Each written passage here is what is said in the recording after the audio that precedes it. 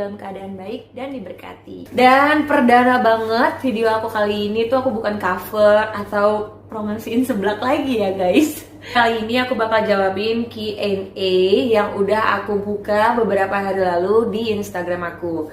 Nah, ini dia Instagram aku. Kalau misalkan kalian belum follow, wajib follow sekarang. Oke, kalau mungkin ada yang belum kenal sama aku, izinkan aku untuk memperkenalkan diri. Nama aku Zela. Kalian bisa panggil Zela lah ya, walaupun itu bukan nama asli aku sih. Tapi aku akrab disapa Zela. Nah, teman-teman di sini mungkin baru aja subscribe aku. Dan mungkin terheran-heran kenapa video-video yang lamanya itu pakai hijab ya. Nanti bakalan aku kasih jawabannya kalau kalian terus pantengin YouTube channel aku. By the way, kalian yang belum subscribe, jangan lupa subscribe. Gak usah heran kalau misalkan kalian lihat di video-video aku yang setahun lalu itu aku mengenakan jilbab. Jadi aku adalah seorang muslim yang saat ini sedang cinta-cintanya sama kasih dari Tuhan Yesus. Tanpa berlama-lama, aku langsung aja ya pilih pertanyaan yang bakal aku jawab nih. Pertanyaan pertama ada dari Jibril Lawalata. Jibril _Lawalata. Pertanyaannya, apa yang membuat kakak Zela lebih ingin mengenal Yesus dan apa yang kakak Zela rasakan? Pertanyaannya. Jadi sebenarnya gini ya, kalau mungkin kalian ada yang belum lihat di video TikTok aku yang sempat rame tentang kenapa aku awalnya jadi ingin mengenal Yesus. Dulu aku tuh sering beraktivitas, aku sebelumnya ngekos. Terus memang aku setiap pagi itu selalu diawali dengan dengar musik nih dari YouTube. Sambil beres-beres, sambil nyuci apa segala macam. Pokoknya standby tuh YouTube kan dia autoplay gitu ya, random gitu. Tapi nggak tahu kenapa saat itu tibanya aku denger lagu rohani, judulnya Bapa Kau Setia. Awalnya aku nggak tahu kalau itu lagu rohani, tapi di akhir-akhir lagu itu, ini kayaknya lagu rohani deh. Dulu aku nggak ngerti lagu rohani itu ya seperti apa. Terus selesai mereka tuh bernyanyi, ternyata ada pendetanya gitu yang kayak memberikan kesaksian tentang bagaimana dia sulitnya membangun gereja gitu loh, tapi Tuhan layakkan, Tuhan sanggupi, akhirnya terbangunlah gereja itu gitu loh. Dan ada satu kalimat yang bikin aku tuh merasa kayak punya pengharapan baru.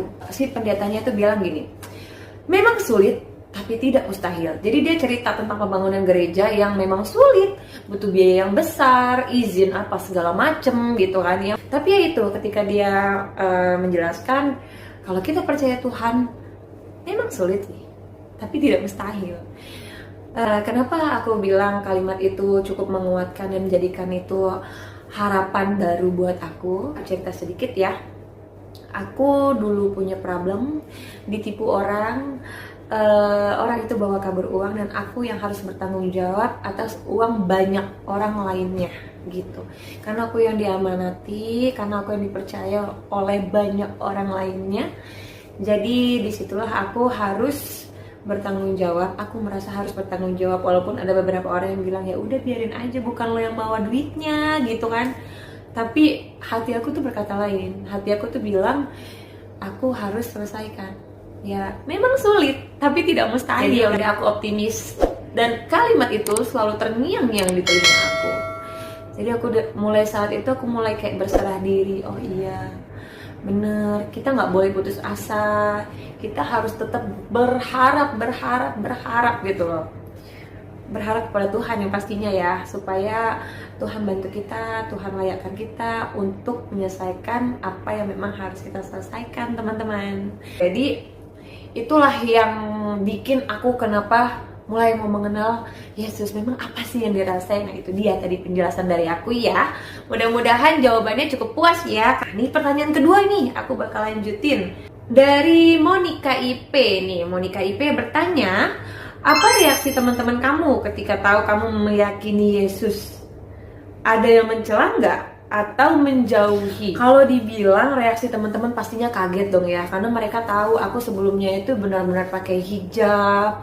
Terus juga mereka mungkin kalau teman-teman aku juga tahu beberapa keseharian aku tuh yang memang bisa dibilang ya apa ya, aduh aku mau bilang taat, tapi ya sekarang orang pasti bakal bilang aku yang gimana. Intinya gini, teman aku pastinya shock, kaget, kenapa bisa kayak gini gitu loh.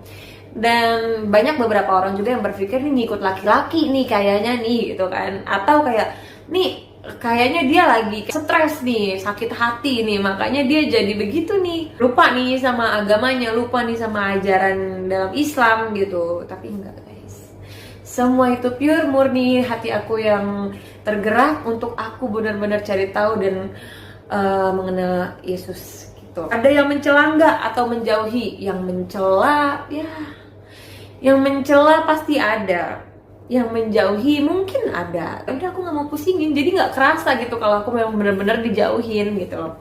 Kalau untuk mencela sih, dulu sempat ada teman aku yang bilang gini, ih gila lu jangan murtad dong, males gue temenan sama lu kalau lu murtad, dia bilang gitu. Terus aku bilang, ya udah kalau misalnya memang standar pertemanan lo itu harus berteman dengan sesama Islam, lo nggak berkenan untuk berteman sama gue ya silakan, nggak apa-apa, bilang gitu. Tapi kalau yang benar-benar sampai mencela ya teman-teman, mencela benar-benar yang jahat gitu sih nggak ada sih, puji Tuhan nggak ada. Syukurnya aku punya teman-teman tuh benar-benar pada akhirnya mereka ngerti dan ikut bertoleransi. Lanjut ya. Nah, sekarang aku mau jawab dari Sanggiahvi.